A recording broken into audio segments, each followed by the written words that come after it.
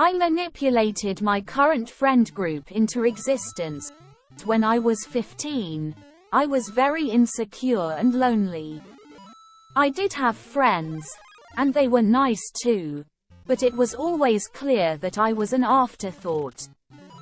Sometimes they'd include me last minute for things they planned in advance. They'd often say, "The four of us." When we were with five, they had lots of inside jokes I wasn't part of, etc. Do not get me wrong. They were always very lovely and I never got the impression that they were mean to me behind my back. But it always felt like they had to actively remember I was there. Fed up with feeling lonely, I decided to search for a friend on my own. At first, I contacted an old friend of mine. We had pretty similar interests, personalities, and he also gave of the semi-lonely vibes, so I figured why not. It took us almost a year to become good friends, but after that we really hit it off and I'd call him my current best friend. Looking back, it's kind of weird things even worked out because reading old messages, I was borderline harassing him. Even though I had him, I wasn't satisfied after a while. I liked my friend, but I wanted a group of friends to feel at home with. Thus started one of the weirdest periods in my life where I was just recruiting people in the weirdest ways. The first one was an old elementary school classmate of mine. I stalked his social media and realized that we had grown to become pretty similar in terms of fashion and music taste. To have an excuse to meet up, I sent him a message asking him if he would be down to be interviewed for a school project regarding the atmosphere in my former classrooms. The twist: the project didn't even exist. I made it all up. During the interview, I dropped some hints regarding things I knew he liked, and from there we kicked things off. I've never told him it was a fake interview, and as far as he's concerned, it's still true to this day. The second one was someone from my school who regularly sat alone. I stumbled upon his art account and he often drew characters from shows I liked, so I had to become friends with him.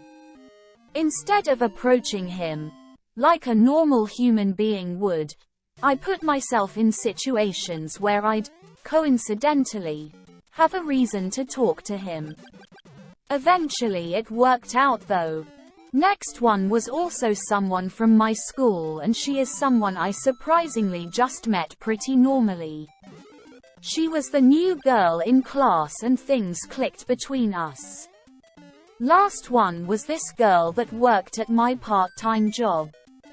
The problem was that I worked every Saturday and sometimes during the breaks.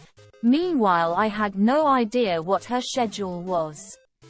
So, what did 16-year-old me do?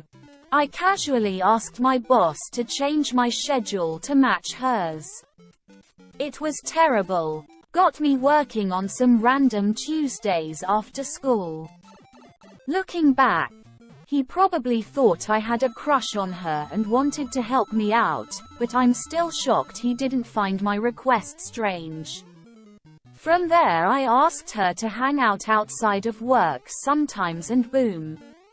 From there I strategically introduced everyone to each other one by one, and eventually the group kind of took shape.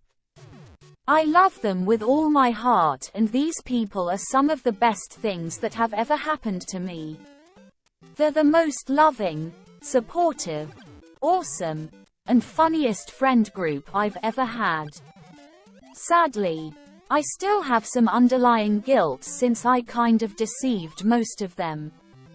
It especially hits me when one of them says something along the lines of, "Isn't it crazy we all ended up together?"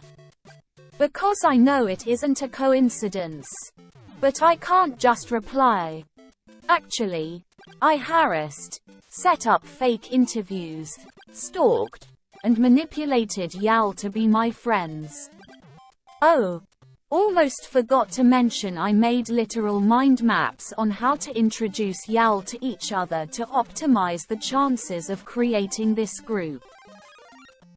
Other times I feel like I give myself too much credit, because if they didn't vibe with each other this group wouldn't have existed anyway. I could try to force it as much as I want, but to make it last, they obviously need to like each other. Either way, this guilt feeling eats me up inside, and even though this has been about 6 to 7 years ago, I wish I had approached things differently.